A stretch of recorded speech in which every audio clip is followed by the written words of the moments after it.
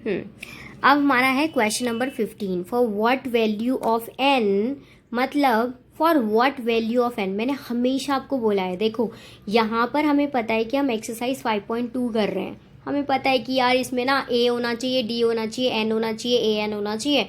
Formula लगा दो a plus n minus 1 into d, बस निकल जाता है। लेकिन जब हम एग्ज़ाम में जाते हैं, ठीक है, जब हम एग्ज़ाम करते हैं तो उस टाइम पर हमारा पेपर जो होता है, जो हमारा एग्ज़ाम पेपर होता है वो पूरी बुक से बना होता है। तो उस टाइम में हमें फाइंड आउट करना पड़ता है, दिमाग लगाना पड़ता है। इसलिए मैं बोलती हूँ आपको बार बार कि every time read the question well, right. Question को बहुत अच्छे से पढ़ो ताकि समझ में आ जाए कि क्या निकालना है। और जो भी क्वेश्चन बोल रहा है, right, whatever the question is saying to you, please note it down on the page, ताकि आपको पता लग जाए कि ओह अच्छा ये तो इस फॉर्मूले से निकलेगा, ठीक है। तो आपको यहाँ पे तो पता है, क्योंकि मैंने देखा है, मैं आपको पढ़ाती हूँ तो क्या होता है कि आप बहुत जल्दी निकाल लेते हो, ठीक है। लेकिन जब मैं आपको क्वेश्चन जैसे यूटी होते हैं तो आप बिल्कुल घबरा जाते हैं, आपको पता नहीं चलता कौन सा फॉर्मूला किस पे लगाना है। समझ रहे हो बच्चे? तो इसलिए क्वेश्चन को अच्छी तरीके से रीड करो। तो हम इस क्वेश्चन को रीड करते हैं, ठीक है। तो for what value of n, मतलब कौन सी ऐसी वैल्यू होगी एन की, आर द एन टर्म्स, जिसमें एन टर्म्स जो होंगे दो ए पी के। इसमें भी देखो बेटा दो ए पी दिया, एक ए पी ये है, एक ए पी ये है, जिसमें वो दोनों इक्वल होंगे। तो कौन सी वैल्यू होगी एन की जिसमें दोनों वैल्यू क्या होंगी, दोनों सीरीज़ की जो वैल्यूज़ होंगी वो क्या होंगी, बराबर होंगी, ठीक है। तो हमें वो फाइंड आउट करना है। तो अब ये कैसे पता लगेगा? एक और चीज़, क्वेश्चन तब ज़्यादा समझ में आता है जब जैसे क्वेश्चन का आंसर निकल जाए, राइट। उसके बाद हम निकालें कि अच्छा ये मैं इसका याला टर्म निकालता हूँ जो आया है, पहले एपी का भी निकालता हूँ जैसे मैंने आपको फर्स्ट क्वेश्चन में आज समझाया था, ठीक है, और दूसरे का भी निकालता हूँ। क्या मेरा आंसर यहाँ पे सही आया है? वाओ, अच्छा। तो मतलब बहुत इंटरेस्टिंग चीज़ है कि आपको मैथ्स में इंटरेस्ट है, दैट शोज़। जब आप उसके पीछे का भी साइंस निकाल रहे हो, उसके पीछे का मैथ्स निकाल रहे हो, that means you are interested in subject mathematics. नहीं निकाल रहे हो तो मैम ने जो कराया है या किसी ट्यूशन टीचर ने कराया है या किसी भैया ने, किसी ने भी आपको पढ़ाया, वही उठा के टेप दिया एंड यू फील कि भैया मेरी पढ़ाई हो गई। बट प्लीज़ थोड़ा सा अगर एक्स्ट्रा वर्क करोगे तो तुम्हारे लिए अच्छा है, मज़ा आएगा तुम्हें पढ़ने में, ठीक है। तो सबसे पहले मैं इस क्वेश्चन को ऑब्वियसली पढ़ा रही हूँ आपको तो मैं इसे कराऊंगी, लेकिन आप क्या करो, यहाँ पे वीडियो पॉज करो, अपने आप करना स्टार्ट करो, ठीक है।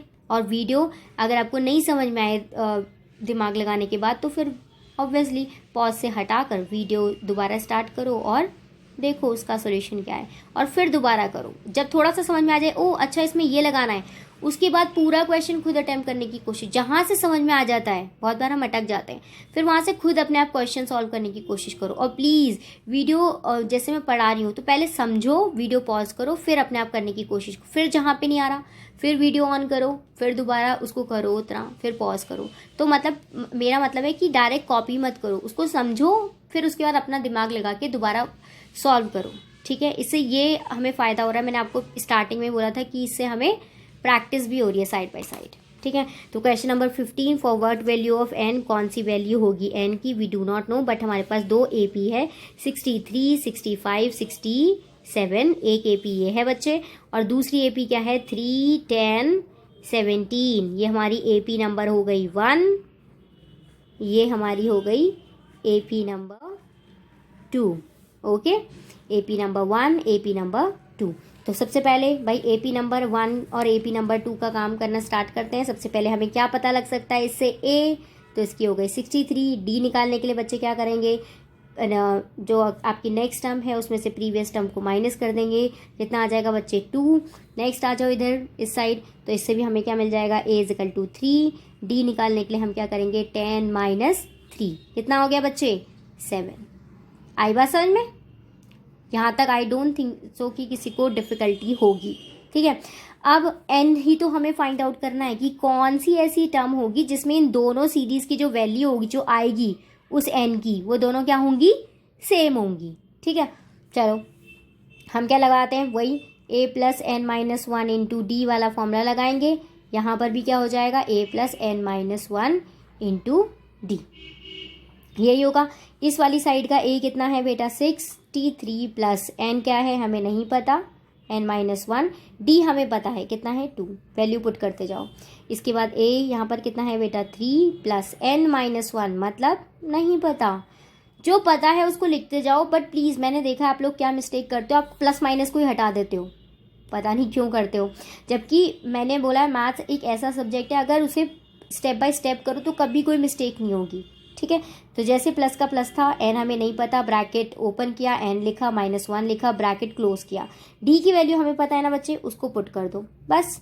अब इधर आ जाओ 63 प्लस, अब यहाँ पे हम एक काम कर सकते हैं, एन की वैल्यू नहीं पता बट इसको मल्टीप्लाई तो कर सकते हैं, ठीक है। तो हमने लिखा 2 की इंटू एन से, तो 2n प्लस माइनस माइनस 2 1 जा 2। इधर आ जाइए 3 प्लस 7n 7 1 जा 7, क्योंकि प्लस माइनस माइनस तो सी हो गया। अब एक काम करना है, लेफ्ट हैंड साइड में वो रखिए जिसमें n अटैच्ड है, ठीक है, और राइट हैंड साइड में वो रखिए जिसमें सिर्फ नंबर्स हैं, ठीक है। तो भाई n दोनों क्या हो गए, भाई बंधु हो गए, रिलेटिव्स हो गए, दोनों के पास n है, दोनों अमीर है, और ये बेचारे विदाउट n है तो ये गरीब समझ लो, इसको उठा के दूसरी साइड ले आओ।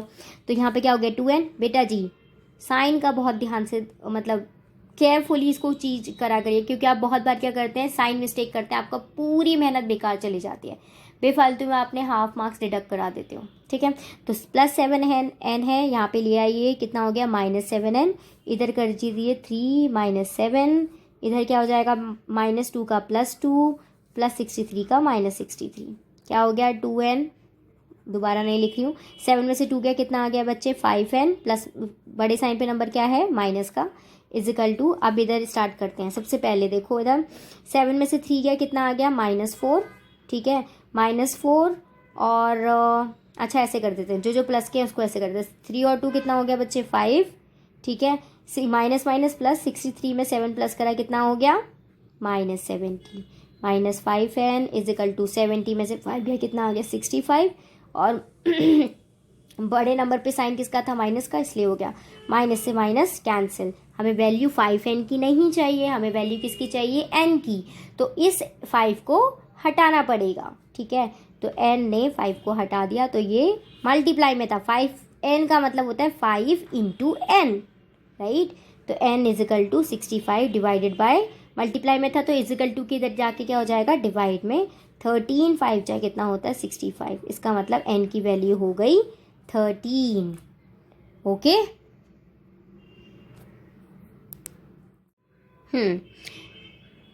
तो मैंने आपको क्या बोला था, मैंने आपको बोला था कि यहाँ तक आपका क्वेश्चन सॉल्व हो गया, जिन्होंने अपने आप किया है वेल डन, अपने आप को पैट करो, ठीक है। और जिसने अपने आप नहीं किया है, थोड़ा देखा है, वो भी अपने आप को मतलब श्योरिटी दिलाओ कि लाइक अगर मैं इसको प्रैक्टिस करूँगा तो अपने आप कर सकता हूँ, ठीक है। बार बार इसी क्वेश्चन को प्रैक्टिस मत करना, और क्वेश्चंस हेल्प लेना, नेट से हेल्प लो या RD शर्मा से लो, RS अग्रवाल से लो, ठीक है, वहाँ से पढ़ो और क्वेश्चन सॉल्व करो, ठीक है।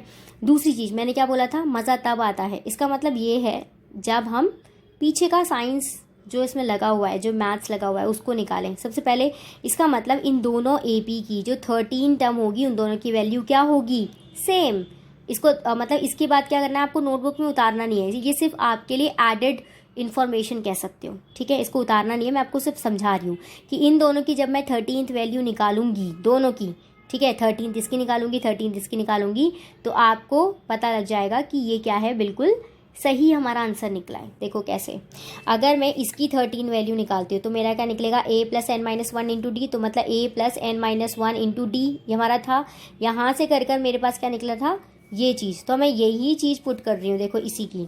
तो मैंने लिखा 63 प्लस मैं यहाँ पे क्या निकाल रही हूँ बेटा जी 13 टर्म, किसकी, पहली AP की। तो इसका मतलब अब तो मुझे n पता है ना, n कितना है 13, तो क्या हो गया 13 -1, d कितना था बच्चे 2। इस वाली साइड की देखो a 13, इसका भी निकाल रही हूँ। यहाँ पर a की वैल्यू कितनी थी 3 प्लस n कितना है इस बार 13 -1, लेकिन यहाँ पर d कितना था बेटा जी 7, ओके। 63 प्लस 13 -1 इन 12 इंटू 2, 63 प्लस 12 2 जा 24, कितना आ गया 7 8, तो मतलब 87 आ गया, राइट। अब अगर इसका 87 आ जाता है तो इसका मतलब क्वेश्चन में जो कहा था हमने बिल्कुल करेक्ट आंसर निकाला है, ठीक है। सिर्फ पीछे से देख के नहीं पता लगता कि करेक्ट आंसर है या नहीं, लेकिन आई नो एनसीईआरटी के सारे जो बैक आंसर्स होते हैं वो सही होते हैं, बट एक पता होना चाहिए हमें कि भाई ये जो पूछा था हमने बिल्कुल सही निकाला है या नहीं निकाला उसके लिए। लेकिन ये हमें ना तो एग्ज़ाम में करना है ना ये हमें नोटबुक में नोट करना है। क्यों? ये सिर्फ आपके लिए एक एडेड इन्फॉर्मेशन है, ठीक है। अब इधर देखो 3 + 13 में से 1 गया 12 × 7, 3 + 12 7 जा 84, कितना आ गया बच्चे 87। साफ पता लग गया कि अगर जो हमारी ये जो AP थी 63 65 67, इस AP का जब मैंने 13 टर्म निकाला तो मुझे क्या मिला 87, और जब मैंने जो ये दूसरी AP थी 3 10 17, इसकी जब मैंने कौन सी टर्म निकाली बच्चा 13 टर्म, तो भी मुझे 87 मिल गया। क्वेश्चन क्या कहता था? क्वेश्चन कहता था for what value of n are the n terms of 2 AP 63 65 67 and 3 10 7 are equal. तो हमें पता लग गया कौन सी टर्म है 13 टर्म।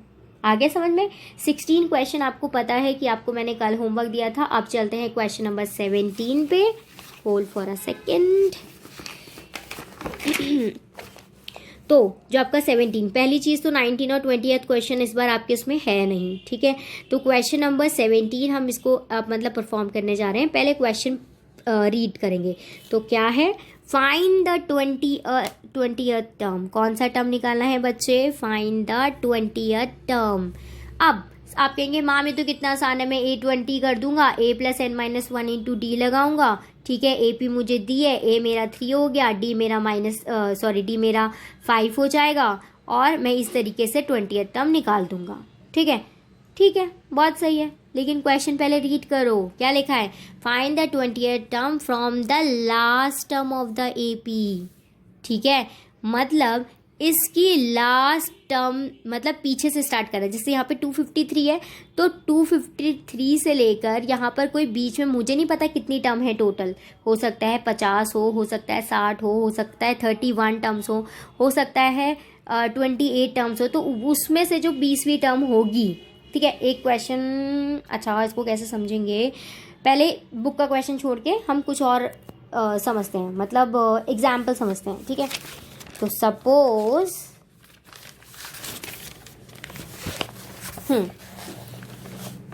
अगर मैंने कोई AP लिए है 3 2 × 6 3 3 × 9 3 4 × 12 3 5 × 15,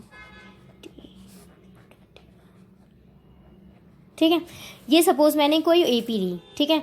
तो मैंने कहा कि मेरी इस, अच्छा बताओ इस AP में टोटल कितने टर्म्स हैं? तो 1 2 3 4 5 6 7 8 टोटल टर्म्स कितने हैं? 8 टर्म्स हैं, ठीक है। अगर मैं यहाँ से कहती हूँ तो 8 टर्म ये होता है। अगर मैं लास्ट टर्म से गिनना शुरू करती हूँ, लास्ट टर्म कौन सी है? ये वाली, ये लास्ट टर्म की वैल्यू है, ठीक है। कितनी है? 24, लेकिन ये टर्म कौन सी है? 8, मतलब ये 8th टर्म है हमारी, ठीक है। और ये हमारी क्या है? फर्स्ट टर्म, ठीक है। तो अगर मैं यहाँ से कहती हूँ कि मैं लास्ट से 8th टर्म निकालूँ तो ये होगी। अगर मैं स्टार्टिंग से 8th टर्म बोलती हूँ तो 24 होगी, ठीक है। तो अगर मैं बोलती हूँ कि 1 2 3 4 5, ठीक है, कि आप नॉर्मल में लिखती हूँ कि 5th टर्म निकालो। पहले इस क्वेश्चन को समझते हैं, ठीक है। तो मैंने बोला कि आप क्या निकालो बच्चे? 5th टर्म निकालो। तो आपने क्या लिखा? A + n - 1 × D। A की वैल्यू कितनी हो गई बच्चे? 3 + n की वैल्यू कितनी हो गई? कौन सी टर्म निकालनी है? 5 - 1। बच्चा D की वैल्यू कितनी होगी? 6 में से 3 माइनस कर देगा तो कितनी हो जाएगी? 3। अब 3 + 5 में से 1 गया 4 × 3, ठीक है। 3 + 4 3 = 12 और 3 प्लस करा तो कितना हो गया? 15। अब देखो 5th टर्म स्टार्टिंग से 1 2 3 4 5, इसका मतलब हमारा आंसर सही है। समझ में आ रही है बच्चे बात? जब मैंने स्टार्टिंग से 5th टर्म का, अब मैं बोल रही हूँ कि लास्ट से 5th टर्म निकालनी है। अब कैसे होगा? कौन लगाएगा दिमाग? ठीक है। अगर हम इस वाले मेथड से जाते हैं तो ये थोड़ा लंबा हो जाता है, तो क्यों ना हम क्विक मेथड लें, शॉर्ट मेथड लें। तो एक मेथड क्या है कि हम इसको उल्टा कर देते हैं, ठीक है। तो हमने क्या करा 24, 21, 18, 15, 12, 9, 6, 3। अब मैंने कहा ये लास्ट टर्म है ना, लास्ट टर्म से मेरी फिफ्थ टर्म निकाल के दिखाओ। ठीक है, तो मतलब यहाँ से देखें तो 1 2 3 4 5, यहाँ से फिफ्थ टर्म कौन सी हो रही है बेटे? 12वीं वाली, 12 जिसमें लिखा हुआ है उसकी वैल्यू 12 आनी चाहिए फिफ्थ टर्म की। तो अब हम कैसे करेंगे, हमने लिखा ये तो हमारी है लास्ट टर्म, अब यहाँ पे हमने इसको ए ले लिया, कितना हो गया 24।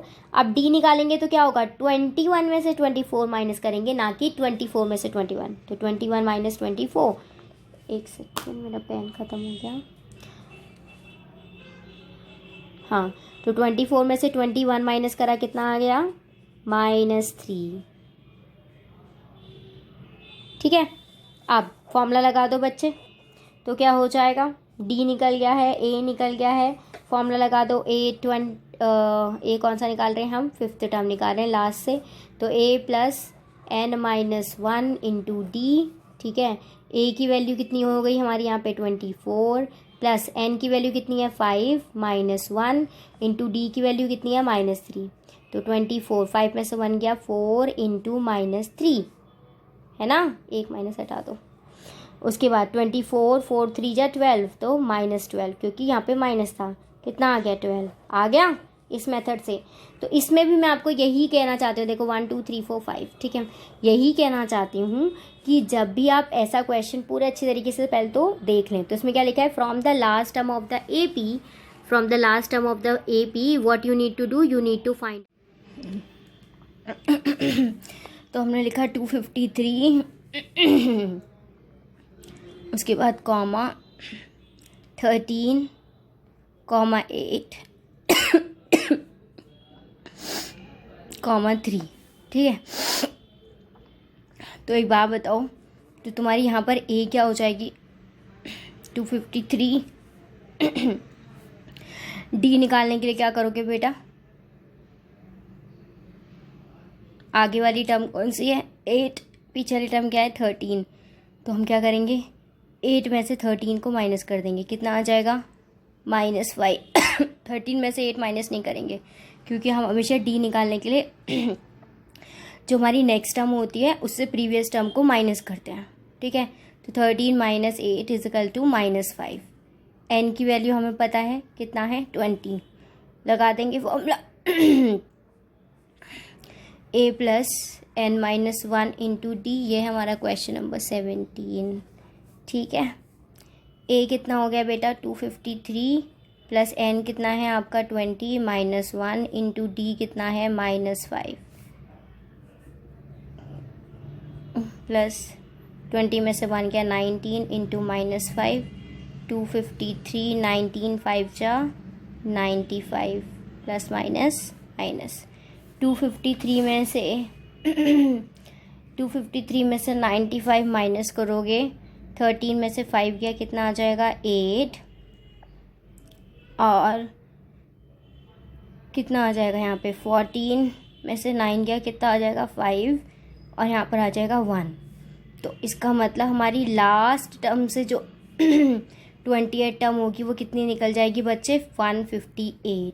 सिर्फ हमने क्या किया, हमने जो हमारी एपी थी उसको उल्टा कर दिया। ठीक है, जो हमारी 253 लास्ट वैल्यू थी टर्म की, उसको लास्ट टर्म की जो वैल्यू थी उसको उठा के हमने आगे रख दिया, और पूरी सीरीज़ क्या कहते हैं उसी तरीके से कॉपी कर दी। जब हमने कॉपी करी तो ये हमारा 253 आ गया। सबको उल्टा लिखना है, ऐसे मत करना 253 के बाद 3, 8 और 13 लिख दिया, नहीं 253 के बाद बिल्कुल उल्टा चलना है, उल्टा उल्टा उल्टा, फिर क्या आएगा 13, फिर कॉमा 8, फिर 3।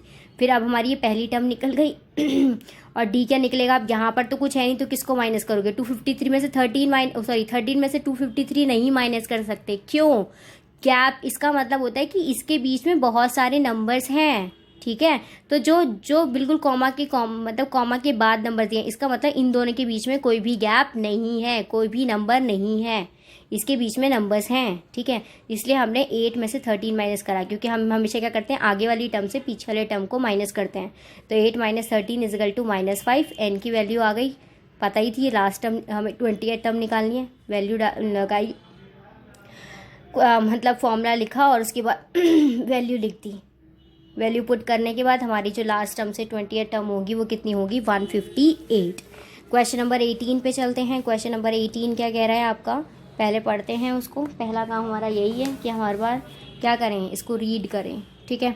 तो सबसे पहले क्या है, the sum of the 4th and the 8th term of an AP is 24। मतलब जब 4th टर्म को और 8th टर्म को मैंने प्लस किया, सम का मतलब तो ऐड करना होता है, तो मेरी वैल्यू निकली 24। और जब मैंने सम किया मतलब ऐड किया 6th टर्म और 10th टर्म को, तो मेरी वैल्यू निकली 44। तो कहता है कि AP बताओ क्या थी, find first 3 terms of the AP। मतलब AP की पहली term, first term, second term और थर्ड टर्म निकालनी है। फाइंड फर्स्ट 3 टर्म्स, जितना लिखा होता, अगर लिखा होता फाइंड फर्स्ट 5 टर्म्स तो हम 5 टर्म तक निकालते। फर्स्ट 5 टर्म मतलब फर्स्ट, स्टार्टिंग से स्टार्ट हो रहा है, ठीक है। तो अब हम इस क्वेश्चन को किस तरीके से अटेम्प्ट करेंगे देखते जाइए। सबसे पहले हमने लिखा कि the sum of the 4th term and 8th term. तो मैंने इसको लिखना कैसे सिखाया आपको, ए लिखना है, कौन सी टर्म की बात कर रहे हैं, 4th टर्म की। क्या बोल रहे हैं, सम किया है, कौन सी टर्म के साथ, 8th टर्म के साथ। जब इन दोनों टर्म को प्लस किया तो हमारे पास क्या निकला है 24, ठीक है। फॉर्मूला हम सभी को पता है, हम फॉर्मूला कौन सा लगाते हैं, a + n-1 × d। जब इस फॉर्मूले के अकॉर्डिंग हम प्रोसीड करेंगे तो हमारे को पता है कि ए क्या है, पता ही नहीं है। तो हम जो नहीं पता है उसमें हम क्यों दिमाग लगाएं कि मैम ए कैसे निकलेगा, सीधा जो क्वेश्चन में दिया है उसको मेंशन करते हैं। तो ए आ गया, प्लस लिखा, एन पता है हमें, यस। कुछ बच्चे बोलेंगे मैम नहीं हमें एन भी नहीं पता, लेकिन अगर हम थोड़ा सा दिमाग लगाएं तो हमें सीधा सीधा बोला है the sum of the 4th term. मतलब एन की 4th टर्म का मतलब क्या है कि यहाँ पर n की बात हो रही है, n की वैल्यू कितनी है 4, ठीक है, समझ में आ गया।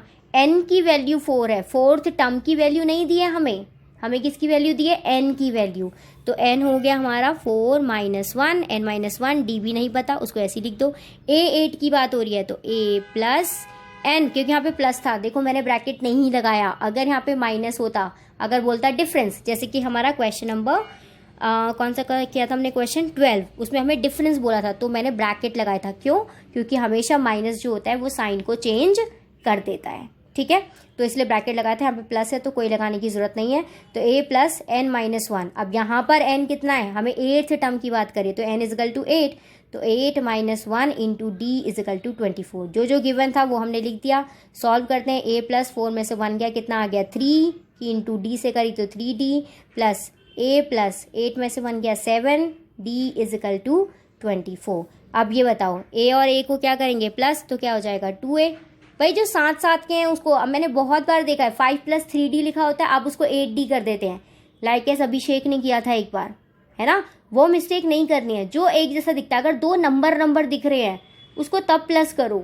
अगर दो नंबर हैं वेरिएबल के साथ हैं, मतलब दोनों का कॉम्बिनेशन है 3a तो 6a करो। लेकिन अगर 3a एक वेरिएबल, दोनों एक जैसे नहीं दिख रहे हैं, ठीक है, 3a + 6d नहीं कर सकते हो, क्योंकि उसका वेरिएबल देखो, इसका वेरिएबल अलग है, इसका वेरिएबल अलग है, इसको हम ऐड नहीं कर सकते। लेकिन ये और ये दोनों सेम है, तो ये 1a तो कितना हो गया 2a, 3d 7d, 7 और 3 कितना हो गया बच्चे 10d = 24, है ना। अब इसको तो मैं ऐड नहीं कर सकती, क्यों, अभी मैंने समझाया, इसका वेरिएबल a है, इसका वेरिएबल d है, इसको अब हम यहाँ से आगे सॉल्व नहीं होगा। नेक्स्ट चीज़ भी उसने हमें दी थी कि भाई ठीक है, तुमने पहले 4 और 8 टर्म को जब प्लस किया तो तुम्हें 24 निकला। अब जब हमने 6 और 10 टर्म को प्लस किया, 6 और 10 टर्म को, उसने ये नहीं बोला 6 टर्म की वैल्यू को और 10 टर्म की वैल्यू को, साफ पता लग रहा है टर्म की बात कर रहा है। 6th टर्म मतलब n की वैल्यू 6, 10th टर्म मतलब n की वैल्यू 10। आ जाओ, वही बताया था, a6 + a10 = कितना आया 44, ठीक है।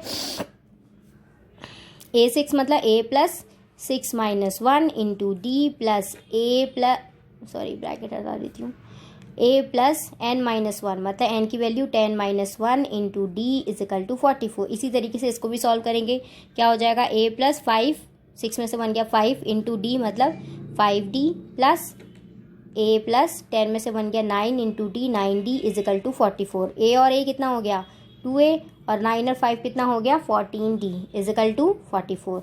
आ गई हमारी नेक्स्ट इक्वेशन।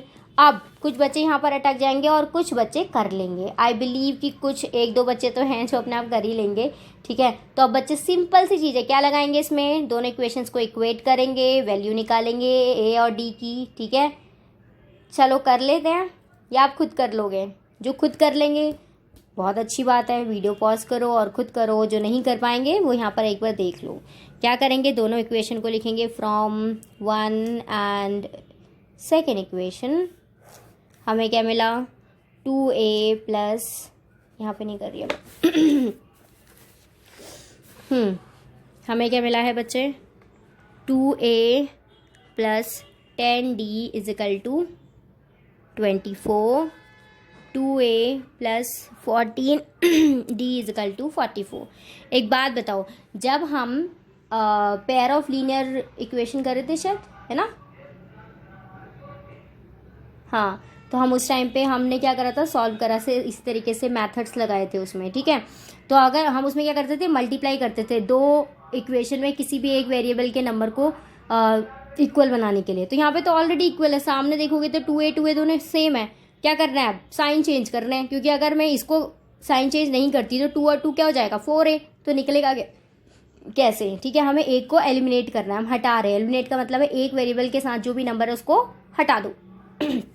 माइनस किया, इसका भी साइन प्लस का था तो माइनस हो गया, कैंसिल हो गया। 14 में से 10 गया, कितना आ जाएगा, 4d।